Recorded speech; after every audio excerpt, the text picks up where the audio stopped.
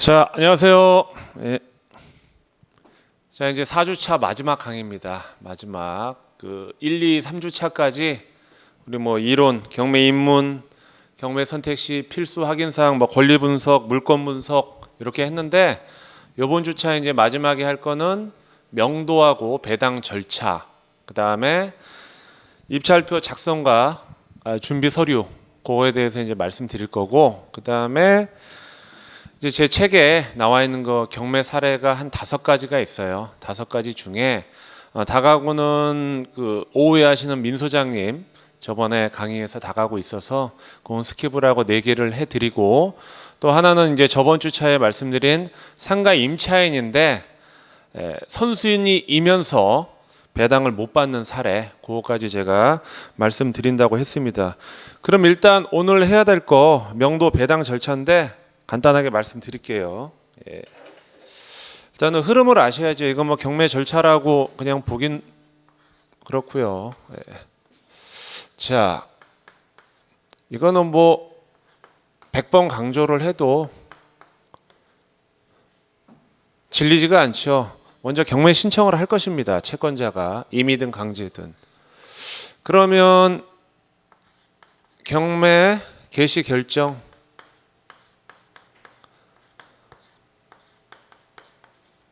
경매 신청에 대한 개시 결정 의의가 있는지 없는지 소유자, 채무자한테 의견을 듣고 결정을 하죠. 결정이 됐다.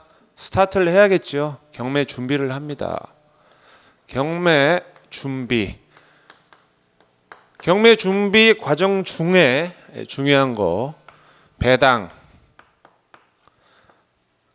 요구 종기일 있죠. 배당 요구 종기일. 배당 요구 종기일 내에 뭘 하냐? 말 그대로 배당 신고. 그 다음에 권리 신고. 배당 신고, 권리 신고를 당연히 하고요. 그 다음에 이제 여기서 문제가 없으면 경매 준비는 2가지 패턴으로 말씀드렸죠. 첫 번째 패턴, 두 번째 패턴. 패턴이 아니고요. 법원에서 하는 거, 입찰자가 하는 거가 2가지가 있습니다. 법원에서 하는 거는 뭘 하겠습니까? 결론은 매각 물권 명세서, 매물서라고 할게요. 매각 물권 명세서에 기재하기 위해서 들어가는 자료, 집행관에게 법원에서 명령이 합니다. 명령을 하시죠. 예. 현장 조사해, 현황 조사. 그 다음에 감정평가 기간이 있잖아요. 감정평가 해 주세요. 감정평가. 또 뭐가 있을까요? 임대차 조사. 임대차 조사. 이렇게 돼 있고, 매물서는 권리 분석의 기준이 되는 또 중요한 서류가 되기 때문에 등기부, 갑구, 울구를 봐서 최선 순위를 기재를 해줍니다. 법원에서 하는 하나, 둘, 셋, 넷, 요 1년의 데이터를 가지고 매각 물권 명세서에 기재를 합니다. 매각 물권 명세서는 법원에서 경매 물권 공시하는 서류 중에 최고의 갑이죠. 예. 요 매물서에 기재된 란에 의해서 차후에 변동사항이 있거나 낙찰자에게 불이익이 될 수 있다면 매각 불허가 사유가 될 수 있기 때문에 매물서를 만들어주고, 입찰자가 하는 행동이 뭘까요? 경매 준비까지는 우리가 알 필요가 없고, 경매 시장에 나왔겠죠. 입찰을 하기 전에 이 공부, 법원에서 공시한 공부를 보고, 저희가 따로 볼 거는 등기부 등본을 다시 한번 확인을 하지요. 소유권에 관한 거니까 상당히 중요한 겁니다. 그 다음에 건축물 대장 당연히 봐야겠죠. 토지 대장. 집합 건물 같은 경우는 토지 대장이 없습니다. 단 토지 별도 등기가 있는 물건은 토지 대장이 있기 때문에 반드시 확인하셔야 되고, 시세는 개별 공시지가 확인안이나 국토부에서 제공하는 실거래가 보시고, 토지 이용 계획 확인원 등등의 공부를 보고, 또 플러스 뭐 있을까요? 요거는 다 탁상에서 가능한 행동입니다. 탁상에서 정보를 캘 수 있는 거고, 이제 소위 말하는 현장, 임장 활동이죠. 임장 활동을 하시면 뭐 하십니까? 밖으로 나가시죠. 경매 물건지로 가세요. 경매 물건지로 가셔서 매각 물건 명세서에 명시된 임차인이라던가 감정평가 시세라던가 현황 조사라던가 그 다음에 건축물 현황이라던가 요거를 확인을 해야겠죠. 특히 중요한 거는 임대인 확인. 임차인 확인. 현재 점유자, 임차이면서 점유자 확인을 해야 되죠. 왜? 매각 물건 명세서에 기재되는 시점과 경매 시장에 완벽하게 나오는 시점이 갭이 있기 때문에 일치하는지도 봐야 되고, 갭을 떠나서 현장 조사, 임장 활동은 부동산상의 권리 분석상 임차인 권리 분석상 말고도 임대차 분석 말고도 부동산 상에 하자가 있는지도 확인을 해봐야 되기 때문에 임장 활동을 해야 되는데, 여기서 가장 중요한 거는 국토부나 네이버 부동산이나 등등의 시세가 이 본 물건지 현장에서 일치하는지 아니면 어느 정도 플러스 마이너스가 되는지를 확인을 하고 매각 일자에 입찰을 들어가는 거죠. 매각 일자에 입찰을 들어갑니다. 그러면 여기까지는 저희가 제가 빠르게 말씀드렸지만 경매 신청부터 입찰 들어가기 전까지 1년의 과정이에요. 1년의 과정은 왜 똑같은 얘기를 자꾸 반복하냐? 공인중개사 시험이나 여타 자격증 시험을 보시면 알겠지만 같은 내용도 자꾸 반복하면은 지겨울 때가 있어요. 그 지겨운 시점이 여러분들 눈에 익고 귀가 뚫리는 시점입니다. 이거는 사실 실전 경매 과정에서 자꾸 반복하는 거는 이게 처음이자 마지막이에요. 다음 파트 우리 강의할 때는 이런 내용은 없습니다. 추후에 동영상을 보시면 되고, 그 다음에 이제 입찰해서 낙찰이 됐단 말입니다. 낙찰이 되고 나면 매각 허가 법원에서 매각 허가 결정을 하죠. 그냥 하는 건 아니고 결정에 대한 의의를 달 수 있죠. 또 확정, 항고기간이 있겠죠. 항고 없으면 확정이 그대로 되는 거고, 확정이 되고 나면 뻔한 겁니다. 잠금 기일이 잡혀요. 대금 지급 기한 납부 잠금 기일이 잡히면 보통 통상적으로 확정되고 나서 30일 안에 납부를 하시면 됐는데, 이 날이 중요한 날이죠. 잔금 내는 날이 소유권이 이전되는 날이죠. 물론 소유권 이전은 촉탁 등기를 해야 되는데, 등기부등본 며칠 이후에 나오겠지만 실질적으로 잔금 내시는 날이 등기부등본 기재와 상관없이 소유자가 되는 날입니다. 완벽한. 낙찰이 되면은 당신은 최고가 매수인이 되고, 2등은 차순위 매수, 1등이 최고가 매수 신고인이 되고, 낙찰자가 2등은 차순위 매수 신고인이 되는데, 이날로써 잔금일로써 소유권이 발동이 되는 거죠. 그러면 오늘 해야 될 게 배당과 명도인데요. 잔금을 내면은 어차피 빚잔치 하려고 경매가 시작됐기 때문에 배당 기일이 잡히겠죠. 배당 기일이 잡히기 전에 법원에서 배당표 작성을 하지요. 배당 기일 3일 전에 배당표 원안이 나옵니다. 배당표를 미리 보고 싶으신 분은 3일 전에 해당 법원 경매에 가셔서 배당표를 보실 수 있어요.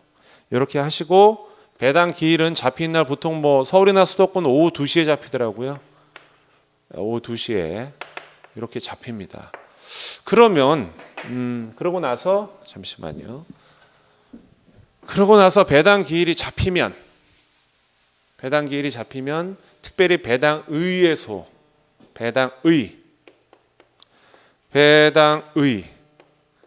배당의가 없으면 배당이 종결되겠죠. 소위 말해서 사건이 종결되는 겁니다. 그리고 나서 보존계의 송치가 되죠.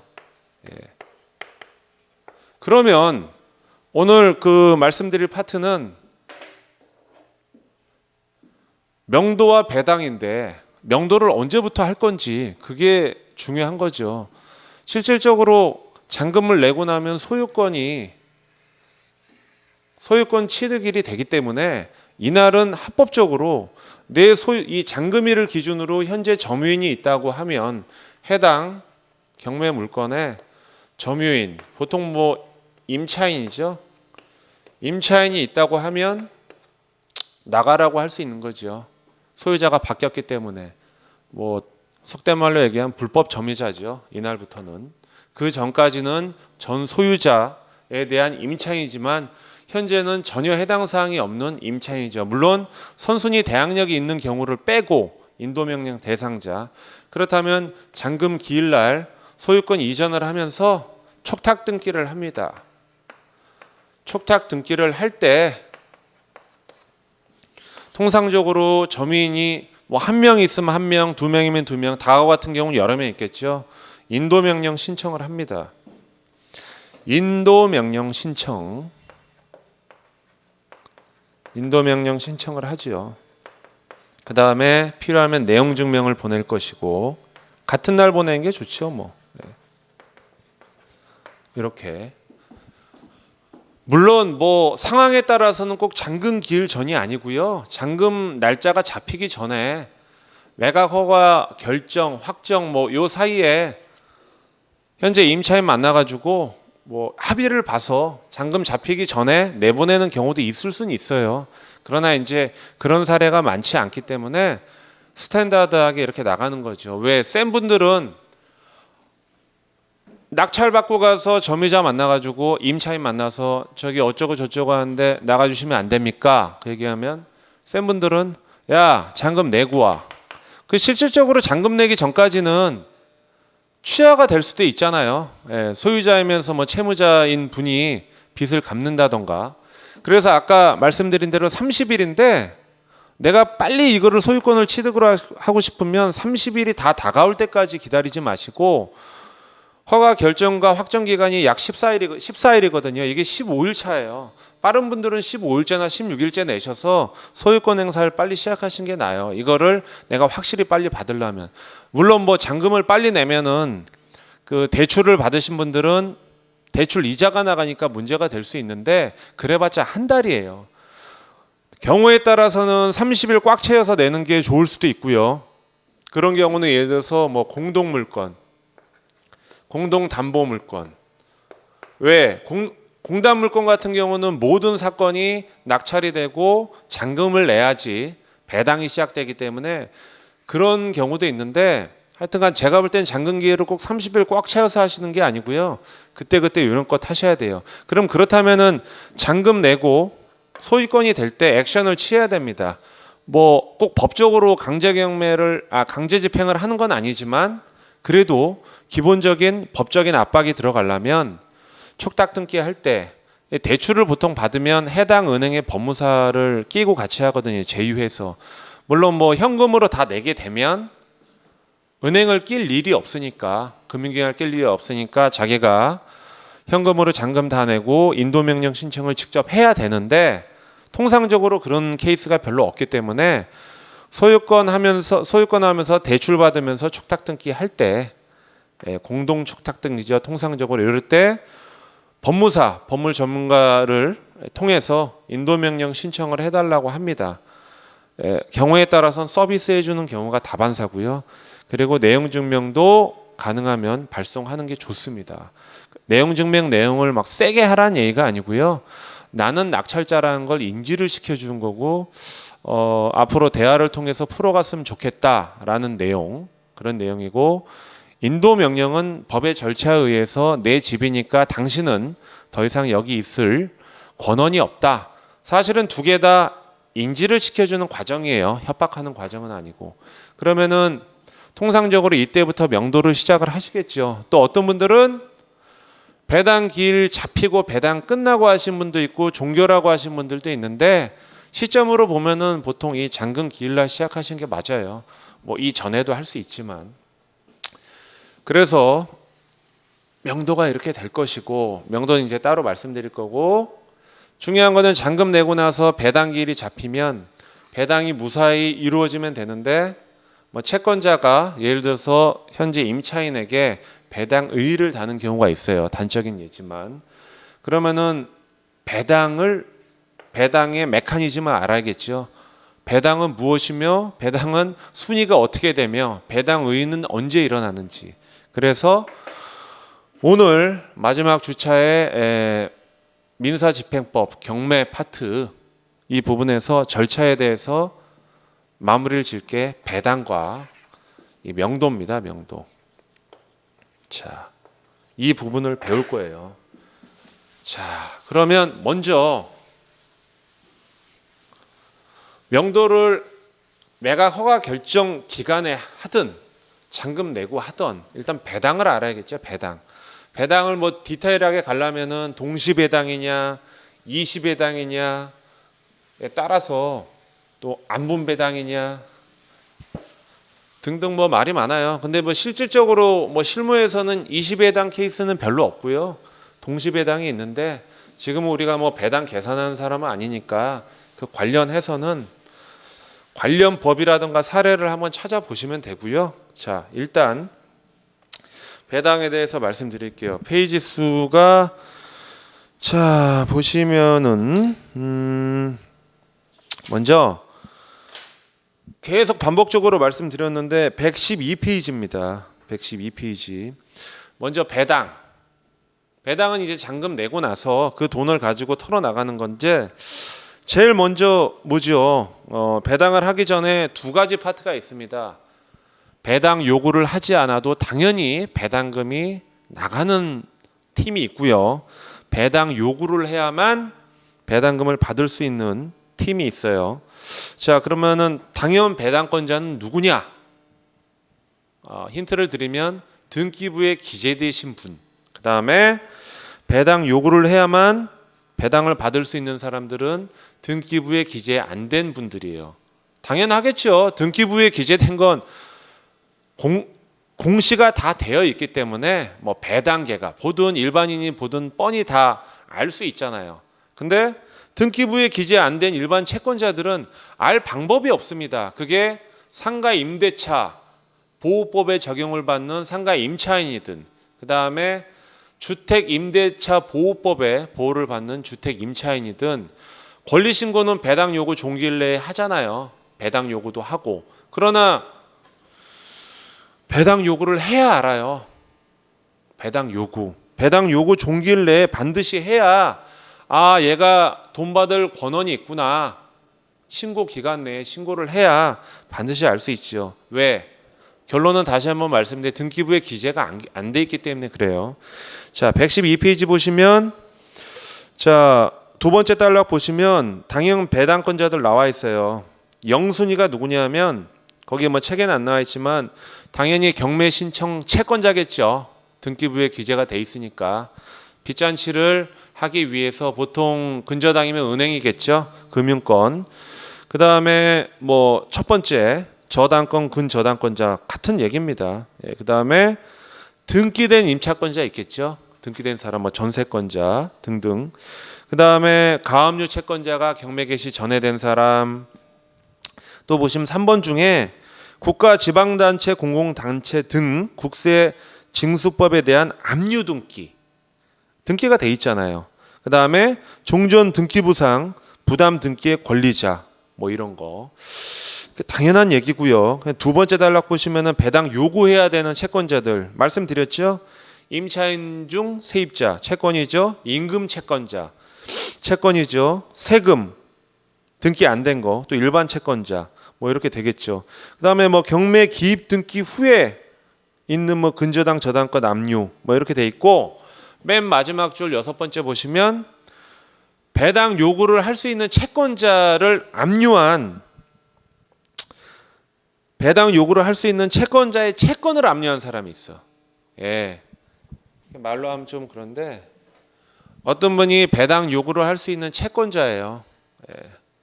배당 요구를 할 수 있는 그러니까 돈 받을 사람이죠. 예. 돈 받을 사람인데 이게 채권자라고.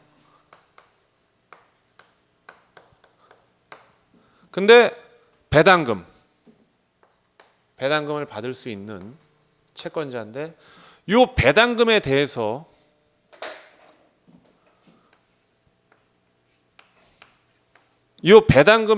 압류를 할 수도 있겠죠. 이 사람이 배당금을 받을 수 있는 사람이라 하더라도 이 사람이 또 이 사람한테 뭐 돈 받을 뭐 거래 관계가 있다면 돈을 줘야 되는데 또 안 준다면 이 배당금을 압류할 수도 있겠죠. 배당금 압류라는 게 상당히 무서워요. 예. 이거는 그냥 개인 사인 간에 네가 이 돈이 있으니까 배당금까지 압류를 하겠다는 거지만은 나중에 어떤 경우가 있냐면은 명도 새로운 사람이 나타날 수 있어요. 보시면 이게 낙찰자가 되는 경우가 있습니다. 낙찰자. 아니 이게 무슨 소리지? 이 A라는 사람, B라는 사람, C라는 사람이 있는데 낙찰자가 A의 배당금을 압류한다? 이게 뭔 소리지? 가능한 얘기예요. 예를 들어서 A라는 사람이 대항력이 없는 사람이고 인도명령 대상자예요. 그러나 대항력과 배당금은 별개죠. 확정일자에 의해서 우선 변제권 순위, 배당 순위에 의해서 돈을 받기 때문에 만약에 받을 돈이 A라는 사람이 1,500만 원이 있다. A와 B 관계는 끝났고요. 네,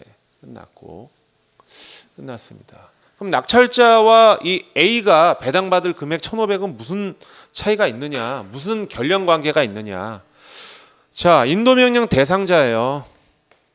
인도명령 대상자. 근데 안 나가.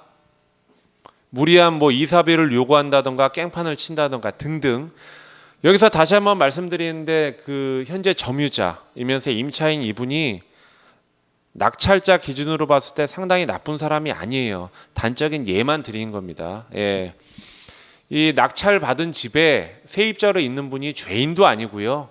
배당을 못 받는 것도 나빠서가 아닙니다. 그 오해를 하지 마시고 항상 낙찰자가 전 소유자를 믿고 믿는다는 표현 좀 그런데 그 집에 살고 있던 임차인이 의리되지는 않아요. 평등합니다. 그러나 이 임차인이 인도명령 대상자인데 무리하게 나가지 않으면 명도랑 같은 맥락입니다. 인도명령 신청을 이분이 하겠죠. 여기다가 하고 내용증명을 아까 보낸다고 그랬죠. 뭐 내용증명 내용 우리 책에도 있지만 1차 내용증명은 나 낙찰 받았으니까 잔금 냈으니까 대화로 풉시다. 나가주세요 했는데 말을 안 들면 인도명령 신청을 하겠죠. 그래도 대화가 안 통하면 내용증명을 또 보낼 거예요. 배당 기일까지 기다려줘도. 그럼 이때부터는 가만 안 있을 거예요. 예. 낙찰 대금 대비해서 일세를 청구할 거예요. 낙찰 대금해서 12개월 나눠서 12개월이 월세가 얼마인지 법정 이자까지 다 추산을 해가지고 일세를 청구할 겁니다. 이분한테. 그러면서 나가라고 압박을 할 거예요. 협상이 도저히 안 되면. 그런데도 안 나가면 이 낙찰자가 명도하는 과정이에요. 이 분이 낙찰자가 이 A라는 분한테 배당금에 대해서 압류를 할 것입니다. 압류. 어차피 이분이 배당 받을 금액이 있으면 명도 확인서를 줘야지 A라는 사람이 법원에서 돈을 찾아갈 수 있는데, 명도 확인서를 떠나서 어차피 일세가 청구가 되게, 소위 말하는 임대료가 청구되기 때문에 그 금액만큼, 여태까지 왔던 금액만큼 압류를 칠 수 있고요. 금액은 계속 추산해서 이자까지 받아 먹을 수 있는 얘기예요. 그래서 배당은 두 가지 사안이 있는 겁니다. 압류. 낙찰자가 압류할 수도 있는 경우가 있어요. 그럼 페이지를 다시 112페이지 보시면 6번 얘기가 그런 얘기예요. 채권자의 채권을 압류한 사람은 경매 사건에서 배당 절차에 참여할 수 없다. 당연하겠죠. 배당 받을 사람의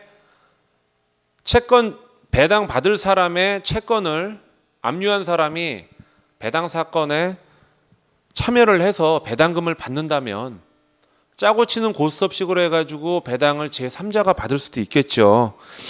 그 다음에 해당 사건의 직접적인 사람도 아니고 이해관계인도 아니고. 자, 113페이지 이렇게 되어 있는데 한번 볼게요. 이거는 제가 한번 그림을 그려드리고 그리고 나서 하는 게 좀 빠를 것 같아요. 지금은 배당에 대해서 말씀드립니다. 자, 그 다음에 잠깐만요. 일단은 그 다음에 하기 전에 요거 한번 보시죠. 110페이지 배당 순위 앞페이지예요. 110페이지 보시면 배당 순위가 중요합니다. 제일 먼저 경매 비용. 법원에서 경매 절차를 진행하면서 집행관 비용이라든가 감정평가 비용, 뭐 송달료, 인지대, 기타 부대 비용, 그거에 대해서 제일 먼저 털어나가죠. 그 다음에 민법 367조에 의한 필요비, 유익비. 필요비는 뭐 아시잖아요. 공인중개사 준비하신 분은 아시겠는데 보존 관리를 위한 현상 유지비. 유익비는 뭐 건물이나 부동산의 계량 가치를 올리는 건데, 사실상 실무에서 뭐 필요비, 유익비 때문에 배당금에서 돈을 받고 하는 경우가 많지는 않아요. 필요비, 유익비, 영순위를 털어나가려면은 경매 진행 절차 전에, 배당 요구 종기일 전에 권리신고가 다 들어가야 돼요. 난 이래서 이런 돈이 들어갔고 저래서 들어갔고.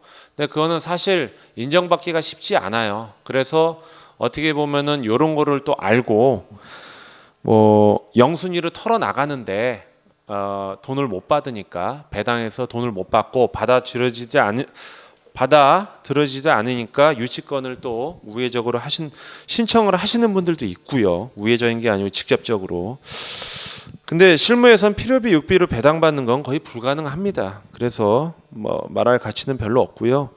1순위는 저번 시간에 누누이 강조했던 주임법, 상인법에 해당되는 분 중에 상인은 영세 상인 금액이 있죠. 서울은 9,500에 3,200인가? 예. 그거는 이제 주택 임대차 보호법이죠. 이제 그 다음에 상가 임차인 최우선 변제금, 그거를 털어내고, 상가 임대차 보호법 안에 적용 안에 또 임차 보증금 범위 환사 보증금 안에 또 금액이죠. 저번 시간에 했었고, 주임법도 마찬가지고 지역별 근저당 설정 일자별 시간 다 틀리죠. 그 다음에 근로자 3개월치 임금채금, 최종 3년치 퇴직금. 1순위의 맥락은 그거예요.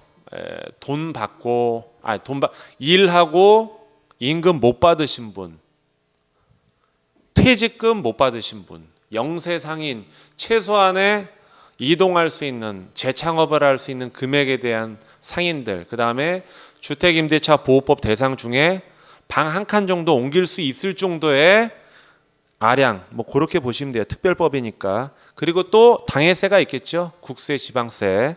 그게 1순위입니다.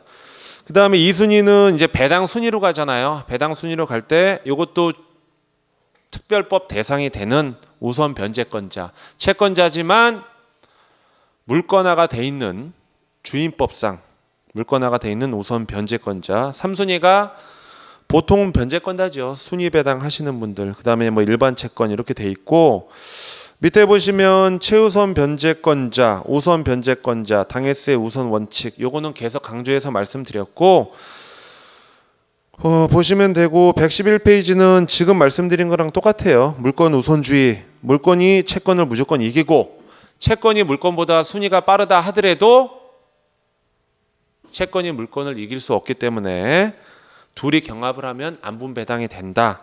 그 다음에 아무리 일반법이 좋다 하더라도 우리나라에서 필요한 그때 필요한 특별법에 뒤따른다. 결론은 특별법 우선 원칙 이런 걸 말씀드렸고요. 그러면 우리가 배당 보면은 배당 순위 보셨고 당연 배당권자들 배당 요구를 해야 되는 채권자들 보셨고 이제는 실제 사례를 제가 말씀드릴게요. 자 보시면 배당 기일의 절차, 의, 표 뭐 이렇게 돼 있는데 한번 보겠습니다.